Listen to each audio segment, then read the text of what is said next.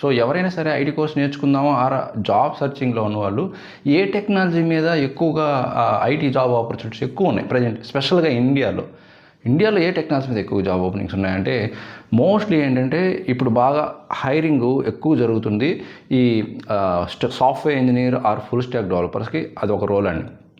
Okay, అది మీరు Java full stack కావచ్చు ఆర్ .NET అయినా, ఇవి మోస్ట్లీ 4+ నుంచి 5+ నుంచి ఎక్కువగా ఉన్నాయి. మళ్ళీ మీరు 1+ ఫ్రెషర్గానో ట్రై చేస్తుంటే అవి మాత్రం బిలో యావరేజ్ చాలా తక్కువగా ఉన్నాయి. 5+ ఆర్ 6+ ఇయర్స్ ఆఫ్ ఎక్స్పీరియన్స్ ఉంటే మాత్రం మీకు weekly 2 or 3 or daily calls రావడానికి కూడా అవకాశం ఉంది.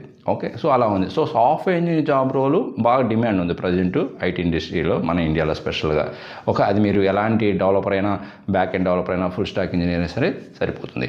బట్ నెక్స్ట్ జాబ్ ఏంటంటే ML engineer. Engineer and ML engineer చాలా హైరింగ్ పర్సంటేజ్ అనేది చాలా గ్రో అయిందండి. లాస్ట్ 6 months నుండి హైరింగ్ ఎక్కువ జరుగుతుంది engineer and ML engineer or GenAI engineer కూడా అంటారు, జెన్ఏ డెవలపర్ కూడా. ఓకే, ఇలాంటి జాబ్ రోల్స్కి అయితే మంచి డిమాండ్ ఉంది. సో ఇది కూడా మీరు ఒకసారి కన్సిడర్ చేసుకోవచ్చు. నేర్చుకునే వాళ్ళు అప్డేట్ అవ్వండి.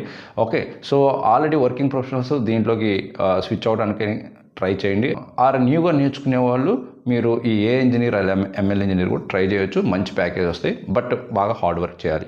అండ్ నెక్స్ట్ జాబ్ ఏంటంటే data analyst or data analytics. ఇది కూడా మంచి డిమాండ్ ఉంది. అలాగే కాంపిటీషన్ కూడా హైగా ఉంది ఈ జాబ్కి అయితే.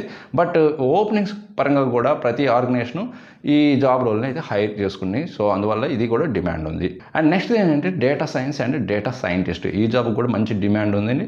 ఓకే, సో ఎవరైతే 4+ ఆర్ 5+ ఇయర్స్ ఎక్స్పీరియన్స్తో ట్రై చేస్తుంటారో వీళ్ళందరికైతే మంచి ఆపర్చునిటీస్ అయితే ఉన్నాయి. సో ఇప్పుడు చెప్పే ఈ జాబ్స్ అన్నీ కూడా ప్రజెంట్ రీసెంట్గా జాబ్ హైరింగ్ వాళ్ళ యొక్క రిక్రూట్మెంట్ యొక్క పర్సంటేజ్ని బట్టి అయితే నేను చెప్తున్నాను అండి. సో ఇవన్నీ కూడా మంచి డిమాండ్ ఉన్నాయి, అంటే ఆపర్చునిటీస్ ఎక్కువగా ఉన్నాయి, ఇండియాలో ఓపెనింగ్స్ ఎక్కువగా ఉన్నాయి.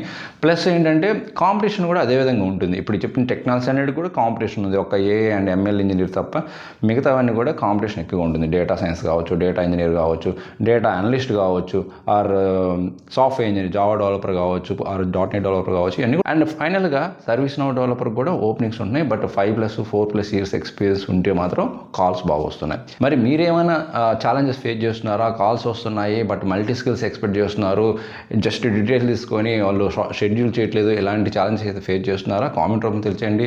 సో అందరికీ మన ఫాలోవర్స్కి అయితే తెలుస్తుంది అసలు ఏం జరుగుతుంది మార్కెట్లో అనేది. సో ఈ టెక్నాలజీ కాకుండా వేరే టెక్నాలజీ మీద కూడా ఓపెనింగ్ ఉండొచ్చు, బట్ వీటి మీద ఎక్కువగా హైరింగ్ అయితే ప్రజెంట్ గ్రో అయింది, ఇంక్రీజ్ అయింది. హైరింగ్ పర్సంటేజ్ అనేది ఇంక్రీజ్ అయింది. ఓకే, సో ఈ ఇన్ఫర్మేషన్ వస్తే లైక్ చేసి మీ ఫ్రెండ్స్ కూడా షేర్ చేయండి. ఇంకొక మంచి యూస్ఫుల్ కంటెంట్ మళ్ళీ కలుద్దాం. Thank you very much.